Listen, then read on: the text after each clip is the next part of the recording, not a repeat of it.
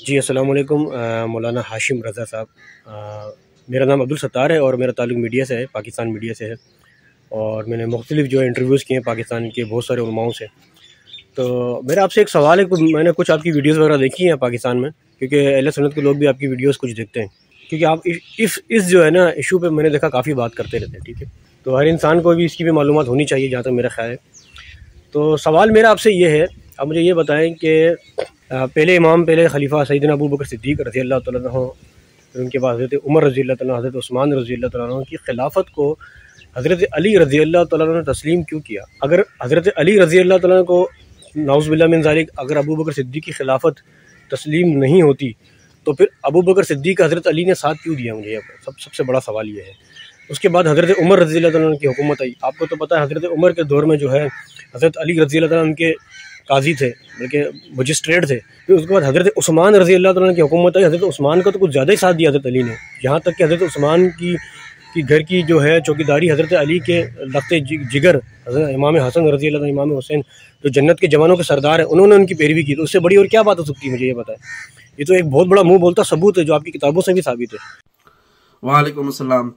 دیکھیں جناب، بات یہ ہے کہ امام علی علیہ السلام نے جیسا آپ نے فرمایا ایسا نہیں ہے، انہوں نے کبھی بھی پہلے 3 خلفاء کی خلافت کو قبول نہیں کیا۔ یہ ایک غلط فہمی ہے جو عوام کے ذہنوں میں ڈال دی گئی ہے۔ امام نے کبھی ایسا نہیں کیا، بلکہ امام تو مذمت کرتے رہے ہیں۔ امام نے انہیں حاکم وقت تسلیم کر لیا تھا کہ حکومت ان کے پاس چلی گئی ہے، تو امام کیا کرتے ہیں؟ حکومت ان کے پاس چلی گئی۔ لیکن جو خلافت اور امامت کا الہی منصب ہے نا، وہ امام نے کبھی تسلیم نہیں کیا۔ اور خلافت کے بارے میں جو ظاہری حکومت ہے اس کے بارے میں سنیں۔ نہج البلاغہ ہمارے ہاں ایک کتاب ہے جس میں مولا کائنات کے اقوال موجود ہیں، خطبات بھی ہیں، ان کے خطوط بھی ہیں، ان کے اقوال زرعی بھی ہیں۔ تو آپ کو آن لائن مل جائے گی، اردو انگلش ترجمے کے ساتھ، عربی زبان میں ہے۔ آپ اس کا خطبہ نمبر 3 دیکھیں، اس کا نام ہے الشکشکیہ۔ خطبہ جو ہے نا وہ امام علی علیہ السلام کا پورا موقف ثابت کر دے گا آپ کے سامنے۔ یعنی آپ کو یہاں وہاں کسی سے پوچھنے کی ضرورت بھی نہیں ہے، آپ اس خطبے کو تلاش کریں۔ میں کچھ جملے پڑھتا ہوں، آپ اس میں سے دیکھیں کہ وہ خود پورا موقف ثابت کرتا ہے امام کا کہ ان کا سٹینس کیا تھا۔ یہ غلط کہا گیا آپ کو کہ امام نے ان کی حکومت تسلیم کر لی تھی۔ میں اب باقی سوالوں پر بھی آتا ہوں، لیکن اب یہ جملہ سنیں۔ امام نے اپنے حکومت کے زمانے میں جب آپ ظاہری حکومت پر بھی تشریف لے آئے تو آپ نے کیا کیا؟ آپ نے ایک خطبہ ارشاد فرمایا، اور اس کے لفظ کیا ہے؟ میں لفظ پڑھ رہا ہوں۔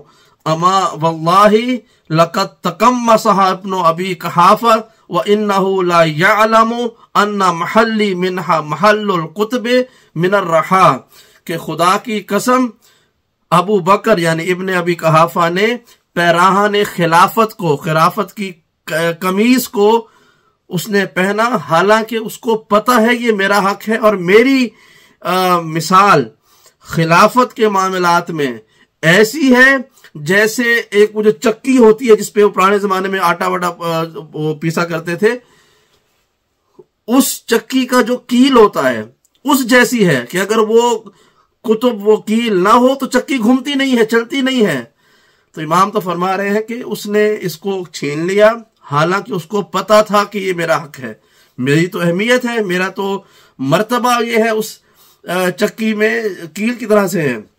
پھر امام نے اس کے بعد اپنے بارے میں بتایا کہ میں کون ہوں، اور پھر ینحدر عنی السیل ولا یرقى الی الطیر، کہ میں وہ بلند پہاڑ ہوں جس پر سے سیلاب کا پانی گزر کر نیچے آتا ہے، اور مجھ تک پرندہ پر نہیں مار سکتا۔ امام اپنا جملہ بیان کر رہے ہیں۔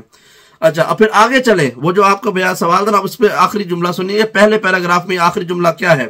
ان الصبر علی ہاتا احجا، میں نے چاہا کہ پھر میں نے فیصلہ کیا کہ میں صبر کروں، کیونکہ صبر کرنا جو ہے اس وقت زیادہ قرین عقل تھا۔ اور حالانکہ میں وفی العین قضا، حالانکہ میری آنکھوں میں گرد و غبار تھا، چبھن تھی، وفی الحلق شجا، اور میرے گلے کے اندر پھندا لٹکا ہوا تھا، ارا تراثی نہبا، اور میں اپنی میراث کو لٹتے ہوئے دیکھ رہا تھا۔ تو اب یہ تو امام علی اپنا سٹینس بیان کر رہے ہیں نا، کہ وہ جو افراد کہتے ہیں کہ امام نے ان کی بیعت کر لی یا امام نے ان کی خلافت پر امام راضی ہو گئے، ایسا کچھ نہیں ہے۔ یہ پہلا سوال۔ دوسرا سوال یہ ہے کہ آپ نے فرمایا کہ امام علی جو ہیں وہ حاکم میں دوم کے زمانے میں قاضی رہے، یہ بھی جھوٹ ہے، غلط ہے، کوئی ایسا نہیں ہے۔ اسلام کا قاعدہ سنیں، اگر امام علی اس زمانے میں حاکم دوم کے زمانے میں قاضی رہے ہوتے تو کوئی تو واقعات ہوتے نا ہمارے سامنے، کوئی واقعات ملتے کہ بھائی یہ فیصلہ کر لیا، فلاں بوڑھا آ گیا، فلاں عورت آ گئی، فلاں بچہ آ گیا، امام نے جو ہے یہ فیصلہ کر لیا، ایسا کچھ نہیں ملتا، چونکہ یہ ایک فرضی کہانی ہے جو بعد میں بنائی گئی ہے۔ ہوتا کیا ہے، رسول خدا کے زمانے میں کون قاضی تھا؟ مدینے کا رسول خدا خود تھے۔ حاکم اول کے زمانے میں کون قاضی تھا؟ مدینے کا، وہ خود تھے۔ ہوتا یہ ہے کہ جہاں پر نبی یا وہ حاکم وقت ہوتا ہے، جس کو آپ خلیفہ کہتے ہیں، جب وہاں پہ وہ ہوتے ہیں تو وہاں پہ 2 کام وہ خود کرتے ہیں، بلکہ 3 کام وہ خود کرتے ہیں۔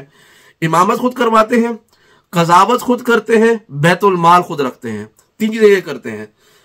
تیسری زمانے میں حضرت عثمان کے زمانے میں انہوں نے یہ کیا کہ انہوں نے بیت المال جو ہے وہ اپنے داماد مروان ابن حکم کو دے دیا، ورنہ اور وہ مور خلافت بھی، ورنہ سب کچھ جو ہے وہ حاکم پر ہوتا تھا۔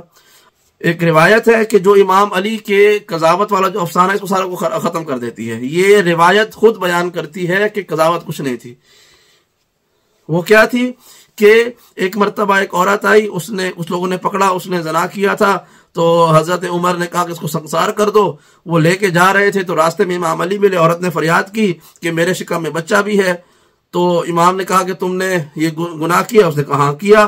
تو اس کو لے کے واپس مسجد میں آئے اور کہا کہ اے ابن خطاب، گناہ اس عورت نے کیا ہے، اس کے بچے نے نہیں کیا، لہٰذا اس کے بچے کو پیدا ہونے کا انتظار کرو، اس کی رضاعت کے معاملات حل ہو جائیں، اس کے بعد حد جاری کرنا، ورنہ جرم ایک نے کیا ہو، تم سزا 2 کو دے رہے ہو۔ تو اس پر اس نے حضرت عمر نے کہا کہ لولا علی لہلک عمر، اگر علی نہ ہوتے تو عمر ہلاک ہو جاتا۔ تو یہ واقعہ بیان کرتا ہے کہ قضاوت کا جو معاملہ ہے خود حضرت عمر کے پاس تھا، ورنہ جب وہ عورت پیش ہوئی، گواہ پیش ہوئے، تو کہتے کہ بھائی جاؤ علی کے پاس لے کے جاؤ، میرے پاس کیوں لے کے آئے ہو؟ قاضی تو وہ ہے۔ اس کا مطلب ایسا کچھ نہیں ہے، یہ صرف ایک جھوٹ بولا گیا۔ اور آخری سوال جو آپ نے کیا کہ حضرت علی نے حفاظت کے لیے حسن و حسین کو بھیجا حضرت عثمان کی، ایسا نہیں ہے، انہوں نے صرف کھانا پانی مانگا تھا، وہ انہوں نے بھیجا۔ اگر حسن اور حسین حفاظت کے لیے جاتے اور دروازہ عثمان بن عفان پہ کھڑے ہوتے تو کسی کی جرت نہیں تھی کہ وہ اندر داخل ہو جاتا، کیونکہ سوال ہی کھانے اور پانی کا کیا گیا تھا۔ امام گئے، حسن و حسین گئے اور انہوں نے وہ کھانا پانی پہنچایا اور واپس آ گئے۔ تو یہ تو ان کی کریمی ہے کہ کوئی بھی مانگے ان کو دے دیتے ہیں، لہٰذا اس مغالطے میں نہ رہیے گا کہ امام علی نے ان کی خلافت کو مانا تھا، ایسا کچھ نہیں تھا۔ امام نے ہمیشہ مذمت کی ہے، اس کے خلاف آواز اٹھائی ہے۔ بہت سارے خطبات ایسے ملتے ہیں کہ جس میں امام نے اس بات کا اظہار کیا ہے کہ وہ ان کی خلافت سے راضی بالکل بھی نہیں ہے۔